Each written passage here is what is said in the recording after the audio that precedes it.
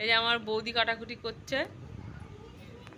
এই যে দেখো সব রকমের এখানে সবজি কাটাকুটি হচ্ছে, এক এক করে দেখা। এখানে সব তেল ঝাল মশলা সব রয়েছে, রান্নার যত যা কিছু।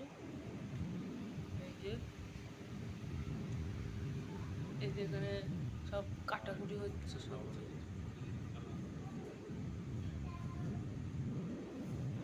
হ্যাঁ সব বাবা এখানে পুজোর ভাত করছে, মাম্মাম বসে আছে। দাদা দাদা এই